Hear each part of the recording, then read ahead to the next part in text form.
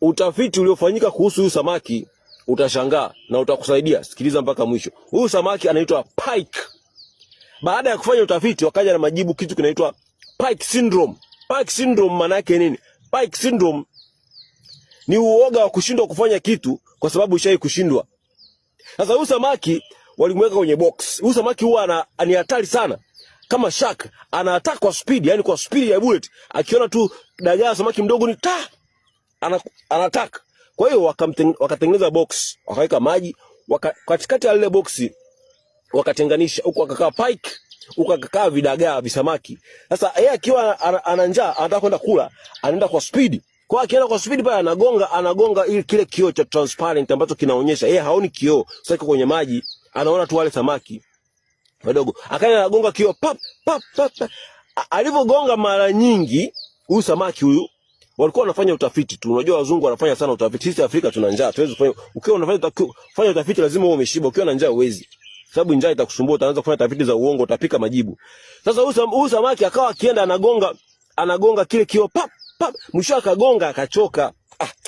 Akaona kile nikijitahidi siwezi. Mwishowe akachoka akakaa pembeni.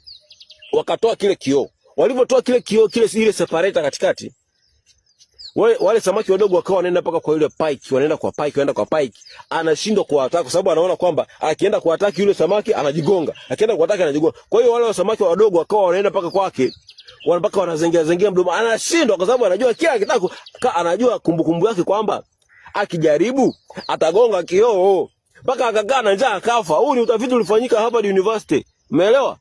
Wazungu wanafanya utafiti. Sisi huku wacha tushughulike na masuala ya uchaguzi. Sasa maana yake nini? Kuna watu wanafeli kwenye maisha, akishafeli mara moja harudi tena. Yaani ana kumbukumbu za kufeli nyingi sana, zinamsababisha ashindwe kufanya kitu kingine kwa sababu anaona hata kama akifanya atafeli. Yaani anafeli kabla hata hajaanza. Mwingine amefelishwa na wazazi au walezi wake, wanamwambia wewe ni mjinga, huwezi, wewe kichwa lako likubwa halina kitu, pua yako kubwa lakini haina kitu. Yaani wewe ni hopeless guy. Walimu wanakutana wanamwambia mwanafunzi wewe ni jinga, huwezi kitu, wewe ushafeli. Yaani wewe ushafeli maisha. Umefeli mtihani wewe wewe ushafeli. Wewe umefeli darasa 7, wewe utoboi. Kwa hiyo akili yake inaamini kwamba imefeli kama huyo pike. Huyo pike mpaka sasa nyingine unapata fursa, inakuja mpaka fursa katika mdomo wako kabisa. Mtu anakuambia fursa hii hapa ya biashara, fursa ya kazi, unaogopa, mimi siwezi, nishafeli. Mimi siwezi bwana, naogopa. Kwa sababu inaitwa pike syndrome. Pike syndrome ni kufeli kabla ya kuanza, kwa sababu unaamini kwamba umeshafeli. Wewe akili yako ishafeli. Umeelewa? Nataka utoke huko, utoke kwenye hiyo pike. Kama kwenye hiyo pike utoke. Ndio maana nawaambia someni vitabu vya, kwa mfano kitabu cha Mechanics of the Mind, hicho nimeandika mwenyewe. Ukisoma utanikumbuka. Sayansi ya mafanikio, namna ya kutoka kwenye mindset ya failure mindset, operate kwenye failure. Na kingine the power of subconscious mind. Power of subconscious mind kiandikwa Dr. Joseph